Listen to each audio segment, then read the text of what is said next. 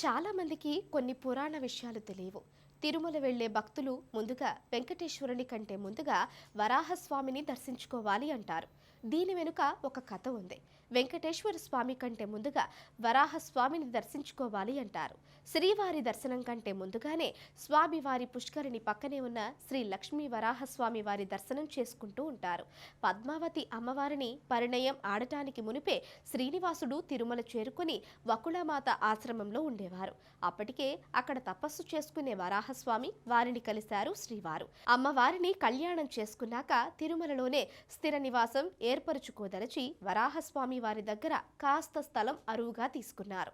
తిరుమలలో శ్రీనివాసుడు వెలిసి 5,000 సంవత్సరాలవ్వగా అప్పటి వరకు తిరుమల శిఖరం వరాహస్వామి సొంతమై ఉండేది. అప్పటిలో వరాహస్వామి వద్ద శిఖరంపై 100 చదరపు అడుగుల స్థలాన్ని బహుమతిగా తీసుకున్నారు వెంకటేశ్వర స్వామి. దానికి బదులుగా శ్రీనివాసుడు ఒక హామీ ఇచ్చారు వరాహస్వామికి. తన కోసం వచ్చే భక్తులు ముందుగా వరాహస్వామిని దర్శించుకుని వచ్చేలా చూస్తానని చెప్పారు. తిరుమలలో వెలిసిన తొలి దైవం వరాహస్వామి. అందువలనే వెంకటాచలం వరాహ క్షేత్రంగా ప్రసిద్ధికెక్కింది.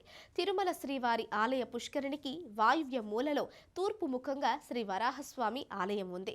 వెంకటేశ్వర స్వామికి ఇక్కడ స్థలం ఇచ్చినందుకు వరాహస్వామికి తొలి దర్శనం, మొదటి అర్చన, మొదటి నివేదన జరిగేటట్లు తామర పత్రం పైన వెంకటేశ్వరుడు రాసి ఇచ్చారు. ఈ తామర పత్రం మీద బ్రహ్మలిపిని పోలిన అక్షరాలు దాని మీద ఉన్నాయి.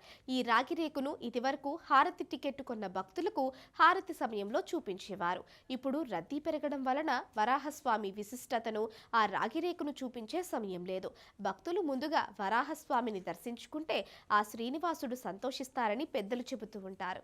ఒకవేళ వరాహస్వామిని దర్శించుకోకుండా కానీ భక్తులు తిరుమల నుండి వస్తే ఆ యాత్ర ఫలం దక్కదని పండితులు చెబుతారు. కనుక తిరుమల శ్రీవారిని దర్శించుకునే ప్రతి భక్తుడు వరాహస్వామి దర్శనం సంపూర్ణ సిద్ధిని కలిగిస్తుంది.